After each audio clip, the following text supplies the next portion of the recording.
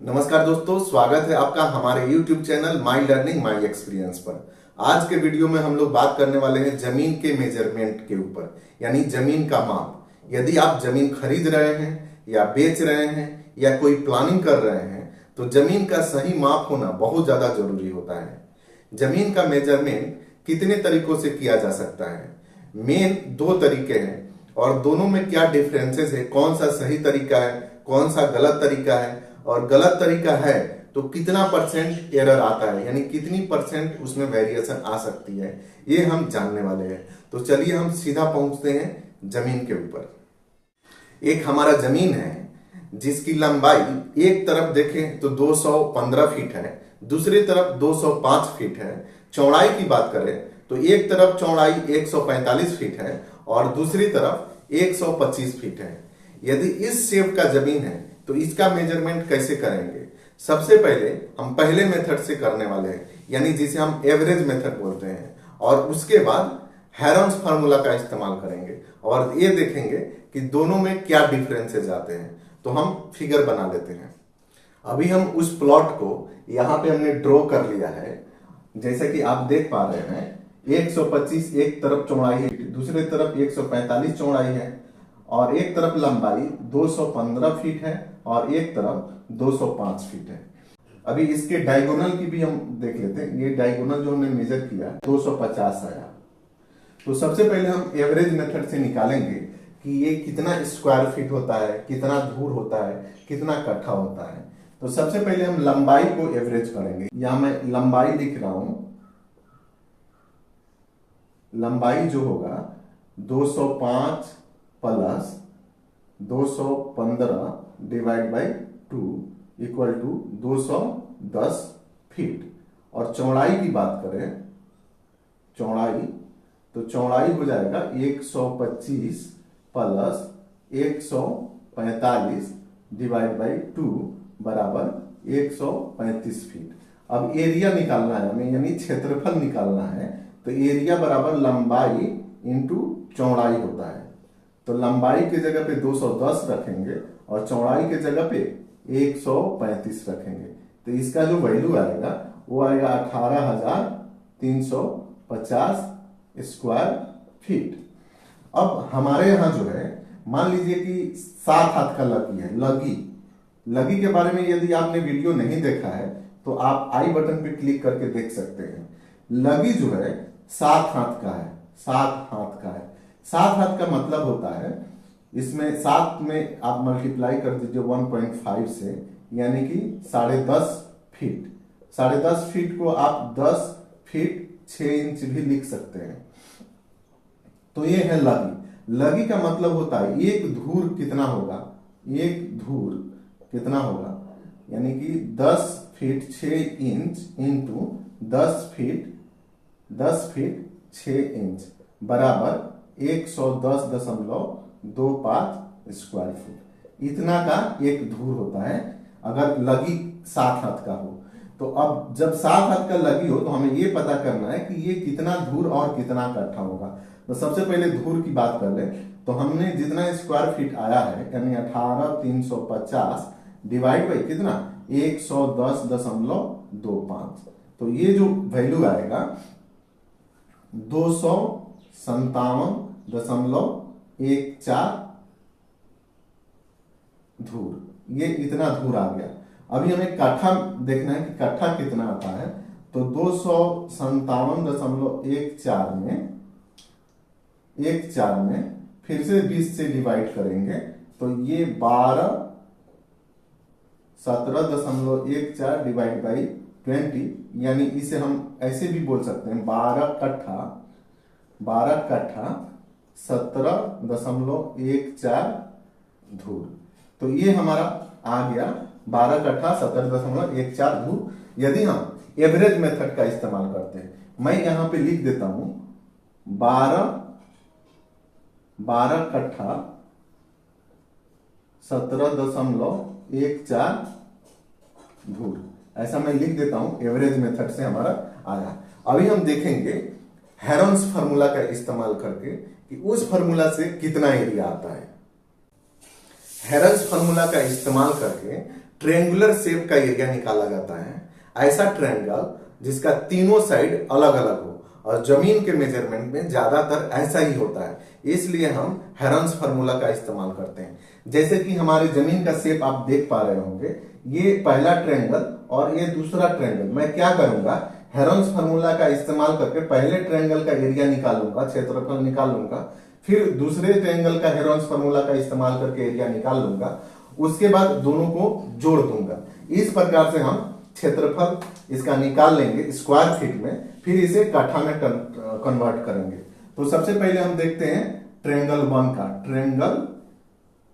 One का। अब इसमें क्या है, जैसे इसको हम ए मान लेते हैं, इसको बी मान लेते हैं, इसको सी मान लेते हैं। तो सबसे पहले हम हाफ पेरीमीटर निकाल लेते हैं, यानी एस इसको बोलते हैं। एस बराबर A plus B plus C divide by 2 होता है। ए के जगह हम 125 रखेंगे, बी के जगह 215 रखेंगे और सी के जगह 250 रखेंगे, डिवाइड बाई 2 करेंगे, ये आ जाएगा 295।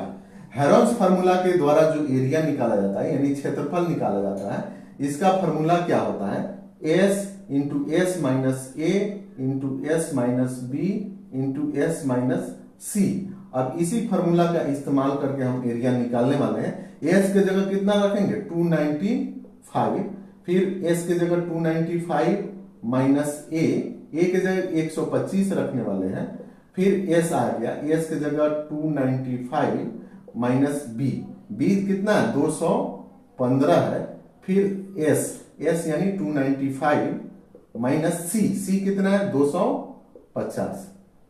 अब इसको हम सोल्व करने वाले हैं। आप देख सकते हैं 295 इंटू, ये जब माइनस होगा 170 आ जाएगा, ये जब माइनस हो जाएगा 80 आ जाएगा, इसको जब हम माइनस करेंगे तो ये हमारा 45 आ जाएगा। अब पूरा तीनों को मल्टीप्लाई करेंगे तो ये हमें आ जाएगा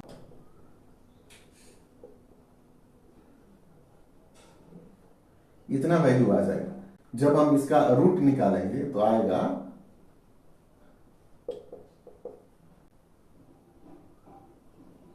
स्क्वायर फुट।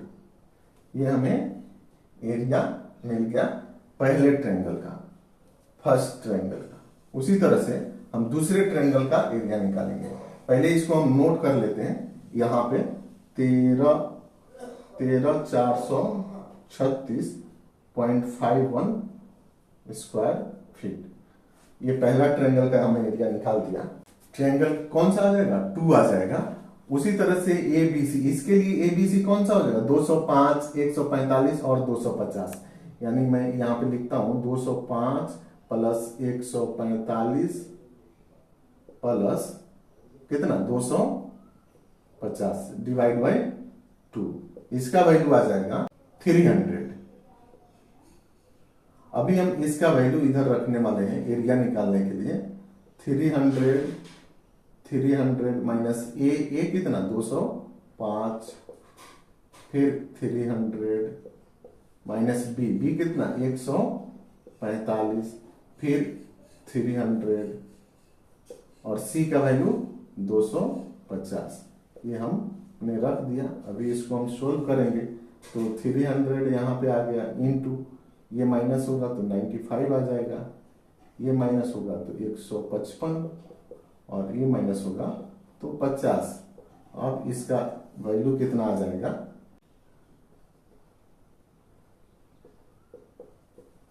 इतना आ जाएगा। फिर हम इसको सोल्व करेंगे।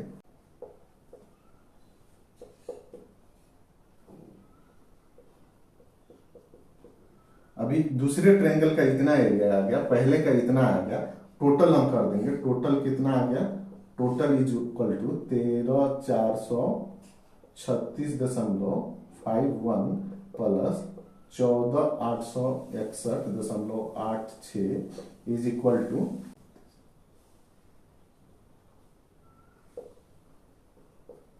37। इतना आ गया। अभी आप देख सकते हैं ये इतना स्क्वायर फीट आ गया है, स्क्वायर फीट आ गया। मैं इसे अब धूर में चेंज करूंगा, यानी धूर में चेंज करूंगा। धूर में पहले मैंने बताया था कि 7 हाथ का लगी है तो एक धूर 110.25 स्क्वायर फीट होता है। तो मैं सीधे तरह से 28,298.37 में 110.25 से डिवाइड कर दूंगा। इसका वैल्यू आएगा 256.67 धूर। अब इसे हम काठा में चेंज करेंगे, यानी काठा जो होगा ये कितना होगा, सीधा तरह से 256.67 में डिवाइड कर देंगे 20 से, तो ये आ जाएगा 16.67 डिवाइड बाई 20, जिसे हम ऐसे भी बोल सकते हैं 12 कट्ठा 16.67 धूर, इतना हो जाएगा। अब आप देखिए जो एवरेज मेथड से निकाले थे वो आया था 12 कट्ठा 17.14 धूर, और हमने हेरन्स फार्मूला का इस्तेमाल करके निकाला तो 12 कट्ठा 16.67 धूर, इतना आ गया। अभी कितना का डिफरेंस है ये हम निकाल लेते हैं जरा। यहाँ पे हम लिखते हैं 12 कट्ठा और 16.37 धूर।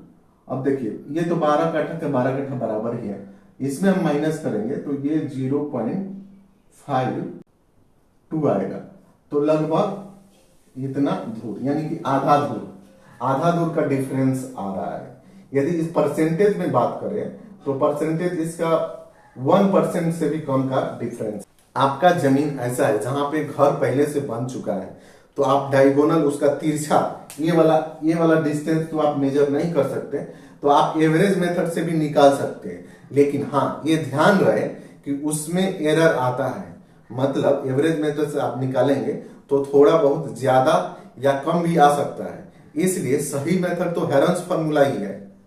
यदि जमीन खाली हो तो आप डायगोनल मेजरमेंट कर सकते हैं, खाली ना हो तो एवरेज मेथड का इस्तेमाल करके एरिया निकाल सकते हैं।